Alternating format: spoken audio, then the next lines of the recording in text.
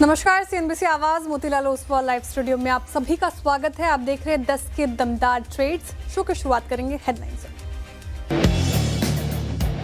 बाजार में निचले स्तरों से हल्की रिकवरी, निफ्टी 26,100 के करीब फ्लैट। वही बैंक निफ्टी में भी हल्की बढ़त, मिड कैप और स्मॉल कैप में भी सुधार। उधर इंडिया विक्स करीब 4% नीचे।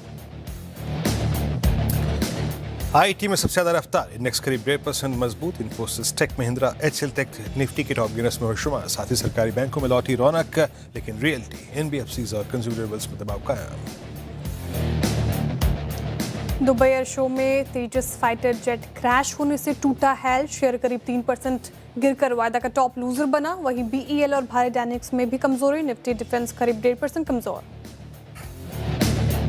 नए लेबर कोड से स्टाफिंग और वर्कफोर्स सॉल्यूशंस बनाने वाले शेयरों में रौनक, टीम लीज सर्विसेज करीब 10% दौड़ा। वहीं क्रेन्स कॉर्प में भी मजबूती। 21 नवंबर से लागू हुए 4 नए लेबर कोड, नए कानून से गिग और प्लेटफॉर्म वर्कर्स को मिलेगी सिक्योरिटी। ओके, 10 के दमदार ट्रेड में आप सभी का स्वागत है और हमारे साथ राजेश सातपुते जी और मानस जायसवाल पिछले शो से मौजूद हैं और अमित सेठ जी, सोमिल मेहता जी अपने टॉप ट्रेड्स बताएंगे आज के शो में। साथ ही बिग मार्केट वॉइस में मार्केट आउटलुक पर आस्क हेज सॉल्यूशंस के सीईओ वैभव सांघवी से बात होगी। वहीं मार्केट टेक्निकल्स पर जेएम फाइनेंशियल सर्विसेज के डायरेक्टर और head of research Rahul Sharma से चर्चा करेंगे। साथ ही मेरे सहयोगी आशीष चतुर्वेदी बताएंगे कि एमएससीआई में किसकी एंट्री होगी और कौन सा होगा स्टॉक बाहर। चलिए ओके, अब देख लेते हैं निफ्टी। फिलहाल यहाँ पे आपकी स्क्रीन पर 2594 के लेवल पर 2694 के लेवल पर वीरू जी, आपने 26,143 का पहला रेजिस्टेंस बताया था। 26,137 तक गए हम और जो सपोर्ट है, बेस है, वो 26,23, 26,64। तो इन स्तर पर क्या व्यू बन रहा है? अभी फ्लैट कारोबार कर रहा है हालांकि, लेकिन निचले स्तरों से रिकवरी दिखाने की भी कोशिश की है। क्या व्यू अभी फिलहाल फ्रेश व्यू? देखिए श्रेया, अभी तक ये बाजार वही कर रहा है जो शुक्रवार को ऑप्शन राइटर्स करके गए। डायरेक्टर साहब, वो सुबह की पिरामिड्स अगर हों तो प्लीज दिखाइएगा। श्रेया, 26, 1, 2, 3 जगह कॉल राइटर्स कॉल बेच के गए। तहजीब से पूरी आउटस्टैंडिंग वाई करीब 4 करोड़ के थे और नीचे 26, 25,900, 25,800 की पुट बिकी हुई थी। यानी बाजार अभी देखिए श्रेया, आईटी निफ्टी आईटी एक समय करीब 1.5% ऊपर था, बट स्टिल दमखम नहीं जुटा पाया। वो सेक्टोरियल बिहेवियर बन के रह गया, बट वो ट्रांसफॉर्म नहीं हो पाया निफ्टी के लिए किसी बड़ी तेजी में। तो मैं यही कहूँगा, let's wait for the final message. आज का हाई है रेजिस्टेंस नंबर 145, वो अब तक क्रॉस नहीं हुआ तो नहीं हुआ। और आज का लो क्या है दोनों इंडेक्सेस पे? शुक्रवार के लगभग 257 से लेकर 330 के बीच का जो एवरेज प्राइस था, लोवेस्ट प्राइस था, वही है। तो आप वेट कीजिए। If you are not a option writer, मैंने सुबह भी कहा था, if you are a option writer just go with 26,000 की पुट राइटिंग, 26,100 की कॉल राइटिंग। बट अगर आप एक ऑप्शन राइटर नहीं है और आपको एक डायरेक्शनल ट्रेड पिक करना है तो please please please wait for a threshold point to cross 26,145। 26,145 कटेगा तो बात करेंगे। शॉर्टिंग का भी कोई विकल्प नहीं है।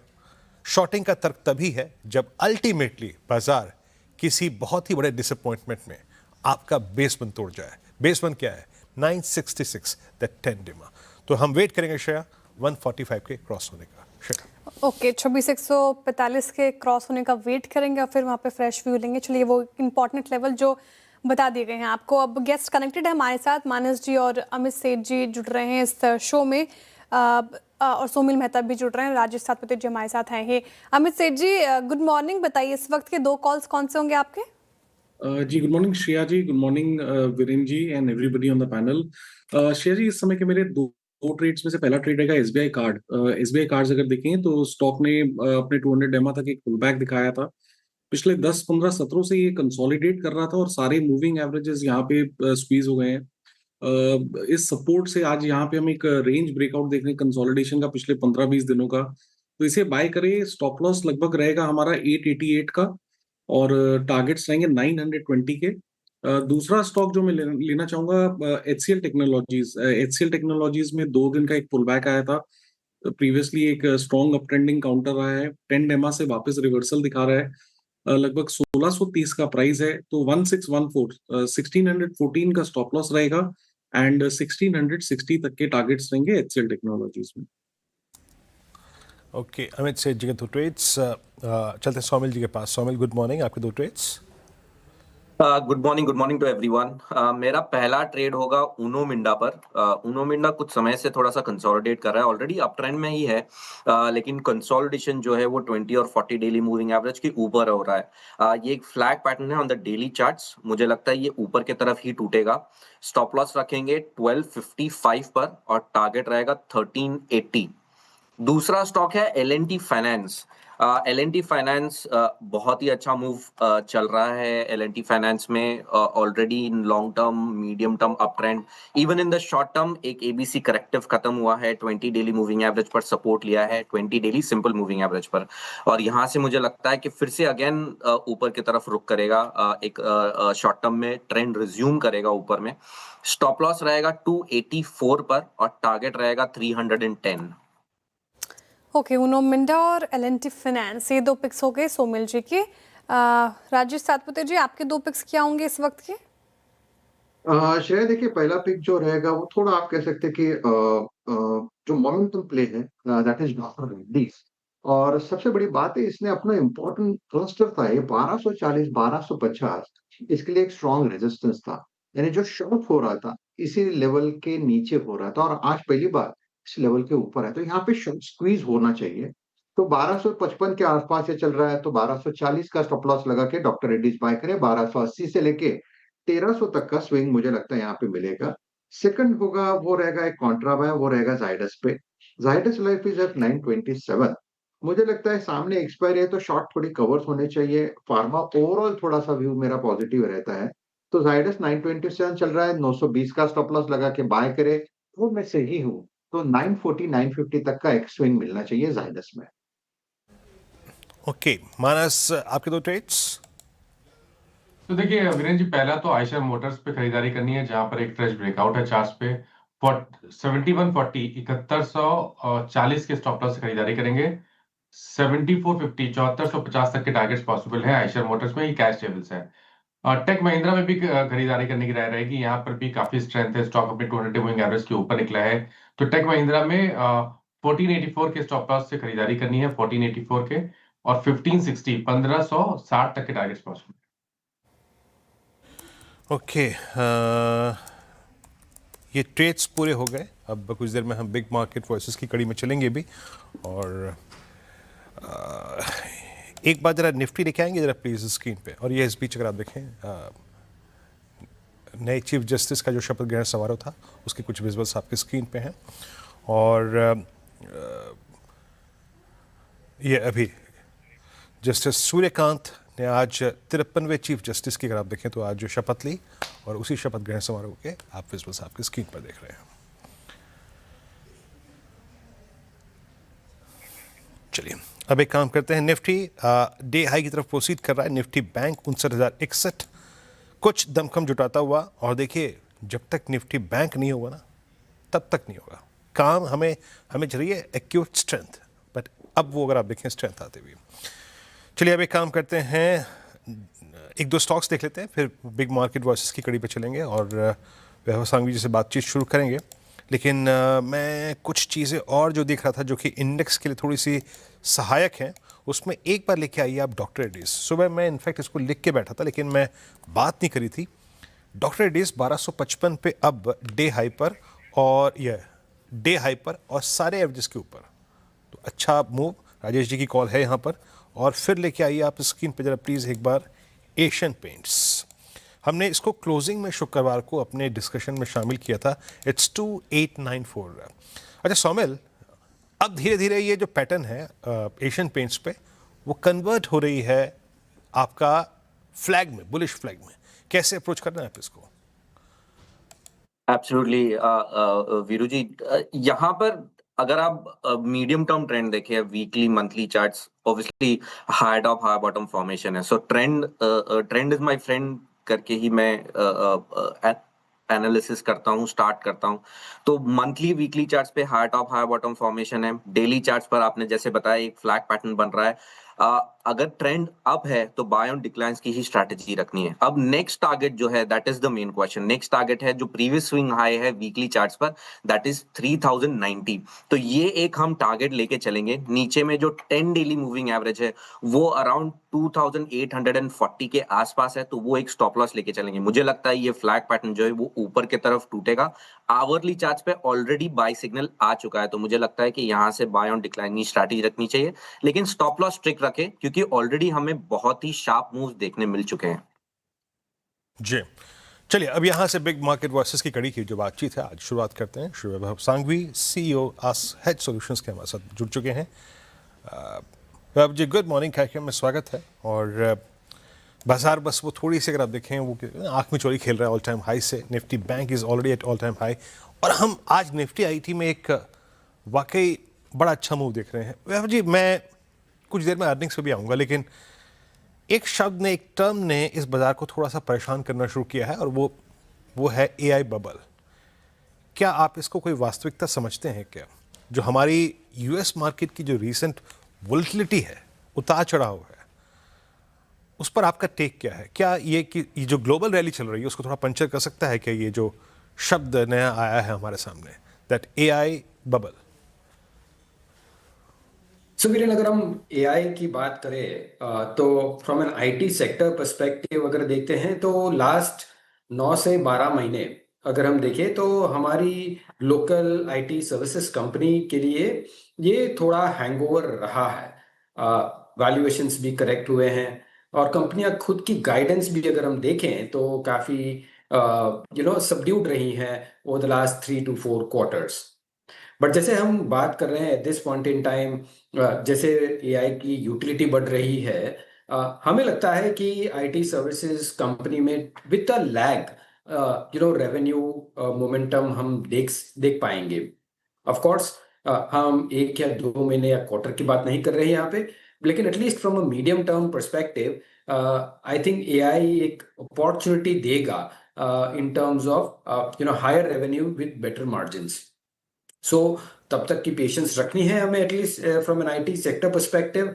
और from here onwards I think मुझे लगता है कि जो बड़ा करेक्शन का दौर था वो आईटी सेक्टर के लिए वो खत्म हो चुका है, और यहाँ से on a marginal basis constructive outlook maintain करना चाहिए। ये है आईटी सेक्टर के बारे में। बट और एक चीज मैं कहूंगा कि AI as a thematic from a global perspective Indian markets को काफी इफेक्ट की हुई है।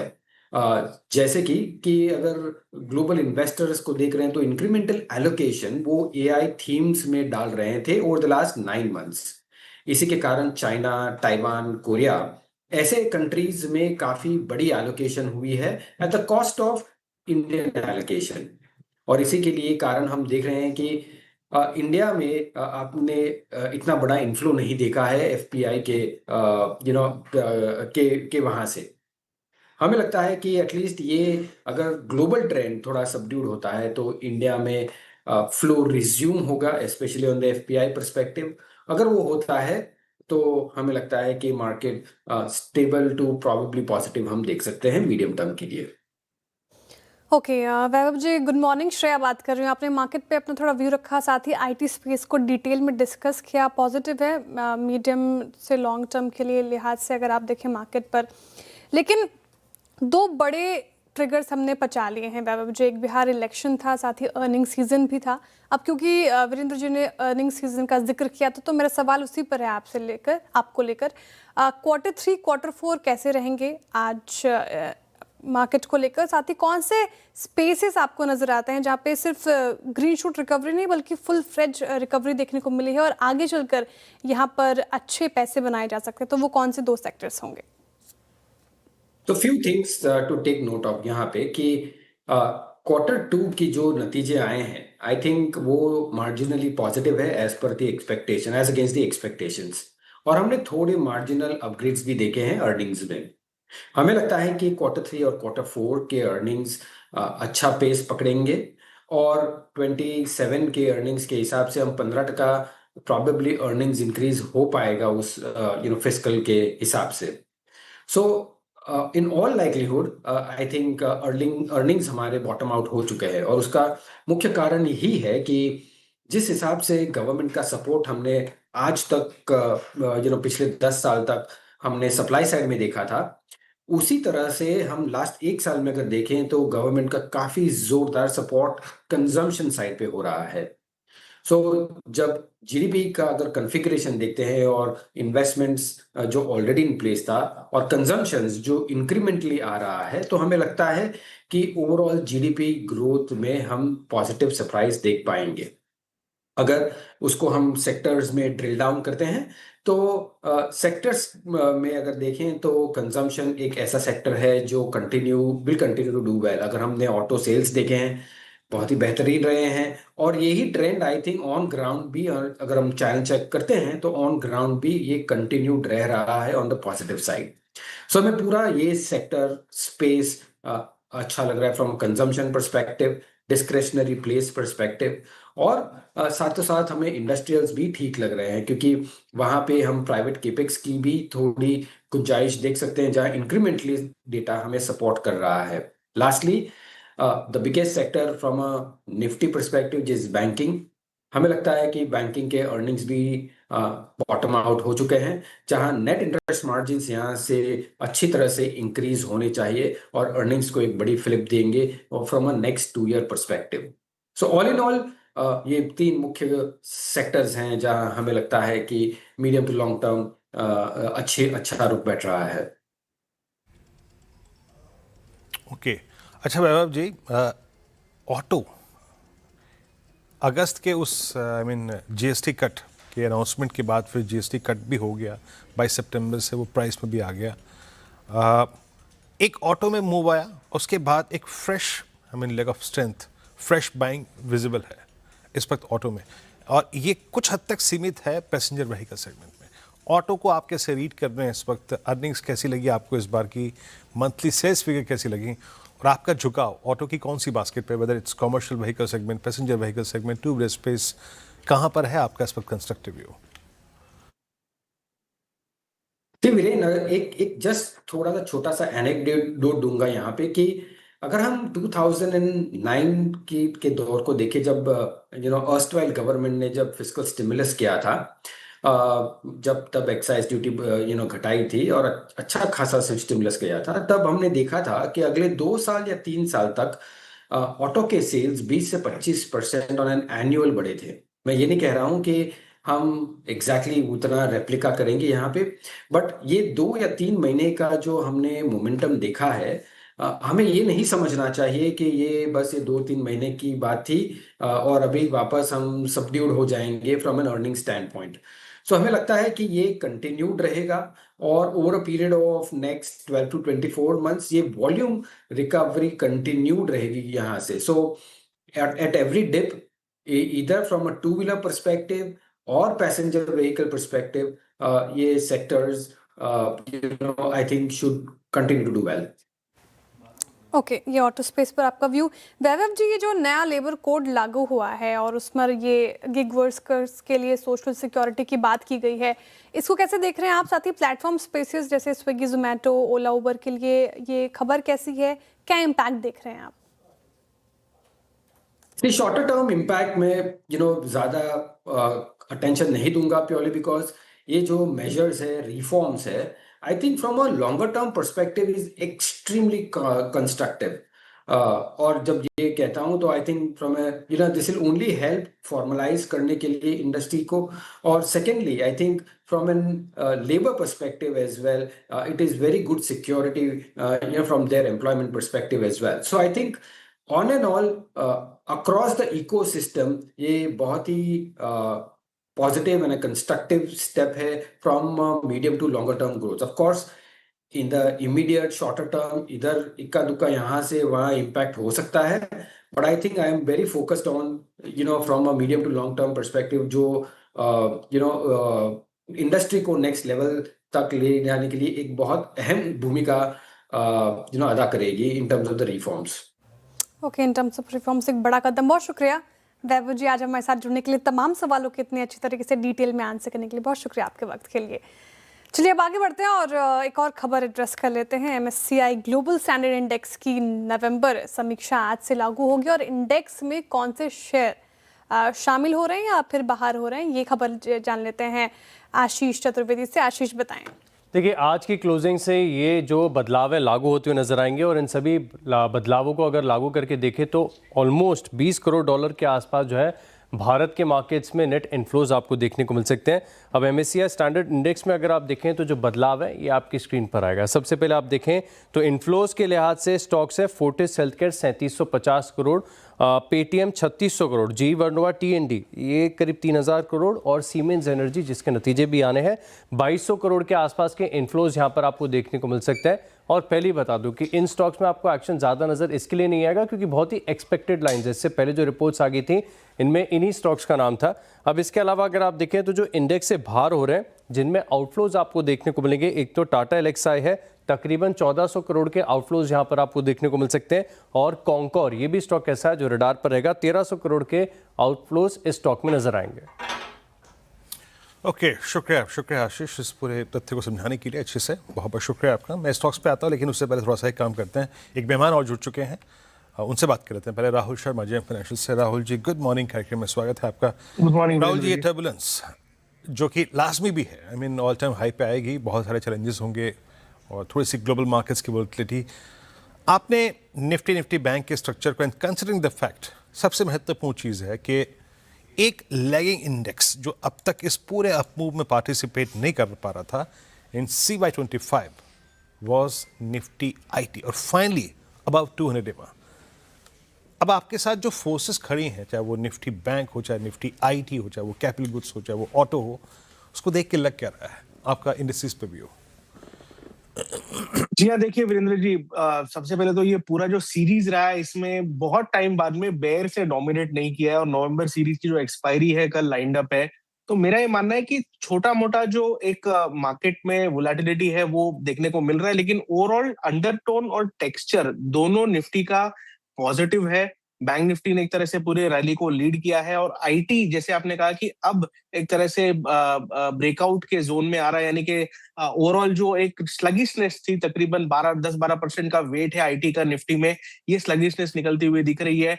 डिफेंस ने बीटिंग जरूर ली है लेकिन ओवरऑल हमें लग रहा है कि रोलओवर्स का डेटा काफी कुछ इंडिकेट करेगा और ये शायद वैसा सीरीज हो सकता है जहां पर शॉर्ट्स को ज्यादा पैसा नहीं बना हो। और हमारा ये मानना है कि जो शॉर्ट रोल ओवर है खास करके FIs का, वो यहाँ पर काफी कम होता हुआ देखने को मिल सकता है।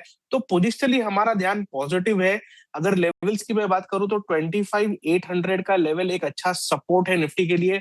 अगर आज या कल में वोलेटिलिटी में एक्सपायरी रेट अगर वोलेटिलिटी आती है, अगर ये लेवल आता है तो रिस्क रिवॉर्ड फेवरेबल है वहां पर बाय करने के लिए। और पोजिशनली हमें लगता है कि 26,500 तक की तैयारी निफ्टी कर रहा है अर्ली दिसंबर में। तो ट्रेड डील कहीं ना कहीं होने को बाकी है, बहुत टाइम से मार्केट इस चीज का वेट कर रहा है और एक RBI की जो पॉलिसी है उसमें भी हमें लगता है कि एक रेट कट देखने को मिल सकता है। टेक्निकल सेटअप क्लियरली मार्केट ये जरूर बता रहा है कि मार्केट नैरो है, यानी कि ब्रॉडर मार्केट अभी तक पार्टिसिपेट नहीं कर रहा है। स्मॉल कैप में हमने देखा कि लास्ट वीक धीरे धीरे करके वहां पर ग्राइंड देखने को मिला, लेकिन लार्ज कैप अभी तक पकड़े हुए। तो हमारा फोकस ये है कि लार्ज कैप पे फोकस करके चलिए, लार्ज कैप में ब्रेकआउट देखने को मिलेंगे। काफी सारे स्टॉक्स जैसे रिलायंस इंडस्ट्रीज, जैसे काफी सारे banks, Kotak bank for example, ICICI bank for example, ये काफी मजबूत है। IT में अगर हम बात करें तो TCS इन्फोसिस का सेटअप भी काफी मजबूत है। तो मल्टीपल निफ्टी 50 स्टॉक्स में हमें लगता है कि ब्रेकआउट देखने को मिल सकता है दिसंबर सीरीज में। मार्केट ट्रिगर का वेट कर रहा है, सूनर देन लेटर ये ट्रिगर आएगा और जब ये ट्रिगर आएगा तो ये रैली हाथ में नहीं आएगी। तो मेरे हिसाब से अक्यूमुलेट करना चाहिए। 25,800 का एक स्ट्रॉन्ग सपोर्ट है निफ्टी के लिए आज और कल के सेशन के लिए। अगर ये डिप मिल जाता है तो एक अच्छी बाइंग अपॉर्चुनिटी होगी, खास करके फर्स्ट हाफ ऑफ दिसंबर में ट्रेड करने के लिए। Okay, Rahul ji good morning. Shreya बात कर रही हूँ, काफ़ी ऑप्टिमिस्टिक साउंड किया आपने मार्केट को लेकर और आपने लार्ज कैप फोकस काउंटर्स ज़्यादा एम्फेसिस देने को कहा है। बैंक्स का जिक्र किया आपने, प्राइवेट बैंक से आपने कोटक का जिक्र किया, ICICI का जिक्र किया। मेरा सवाल आपसे ये कि बैंकिंग स्पेस में जिस तरीके से रिकवरी आई है और अगर हम कंपेयर करें private banks versus PSU banks, कौन सा आपको स्पेस ज़्यादा स्ट्रॉन्ग नज़र आ रहा है? और अगर लंबी अवधि के लिए या फिर शॉर्ट टू मीडियम टर्म में अगर आप देखें पैसे बनाने के मौके ढूंढने हैं तो वो PSU बैंक्स में बनेंगे या प्राइवेट बैंक्स में? Good morning Shreya. देखिए सबसे स्ट्रॉन्गेस्ट जो आज के जो 1 घंटे ट्रेड हुआ है उसमें ऑटो, खास करके टूल और ऑटो बहुत स्ट्रॉन्ग दिखाई दे रहा है। तो from a very short term perspective हमें लगता है कि बजाज ऑटो और आइशर मोटर्स ये दो हमारे टॉप पिक्स है। हमें लगता है कि एक शॉर्ट टर्म में तकरीबन 5-6% का अपसाइड आपको बजाज ऑटो और आइशर में देखने को मिल सकता है। और जहां तक बैंक्स की बारी आती है, आई थिंक पीएसयू बैंक्स ने अपना एक रैली दिखा दिया, तो वहां पर मेरे हिसाब से प्रॉफिट बुकिंग चालू हुई है। लेकिन प्राइवेट बैंक्स में अभी भी रिस्क रिवॉर्ड फेवरेबल है। तो हम अगर इस बात पे अगर चर्चा करें कि प्राइवेट वर्सेस पीएसयू में कौन नेक्स्ट लेग ऑफ रैली में रीड कर सकता है, तो हमारा ये मानना है कि प्राइवेट बैंक्स अच्छा करके चल सकते हैं। प्राइवेट बैंक्स में रिस्क रिवॉर्ड खास करके कोटक बैंक में और आईसीआईसीआई बैंक में, ये दो बैंक्स है जहां पर रिस्क रिवॉर्ड बढ़िया है। हमने देखा अच्छी रैली देखने को मिली। In fact ICICI bank, Axis bank, माफ कीजिए, एक्सिस बैंक में बहुत अच्छी रैली देखने को मिली। आईसीआईसीआई का कैचअप होना बाकी है। तो ये दो स्टॉक्स पर ध्यान दिया जा सकता है। और ओवरऑल हमें लगता है कि स्टॉक सिलेक्टिव यहाँ पर होकर भी चल रहा है, बिकॉज जब तक ब्रॉडर बेस्ड मार्केट में रैली नहीं आती है, मार्केट थोड़ा सा खास करके मिड और स्मॉल कैप स्पेस में परेशान करके चल सकता है। पोर्टफोलियो में पैसा शायद ना बने, और काफी सारे लोगों का ये मानना भी है कि पिछले 12 महीने में इनफैक्ट इस स्पेस में पैसा नहीं बना है। तो आई थिंक एक लार्ज कैप ब्रेकआउट पहले हो जाता है, उसके बाद में टियर 2 टियर 3 स्टॉक्स में मोमेंटम आता हुआ दिख सकता है। राहुल जी बहुत बहुत शुक्रिया, आप इस कार्यक्रम में शामिल हुए। सभी स्टॉक्स पे इंडिसेस पर रखे आपने। निफ्टी बैंक डे हाई, तो एक कमांडिंग फोर्स जो है वो आ रही है, और निफ्टी बैंक वही एक कारण है कि निफ्टी जो है वो अब डे हाई पर। Let's wait, but that 26145 is critical.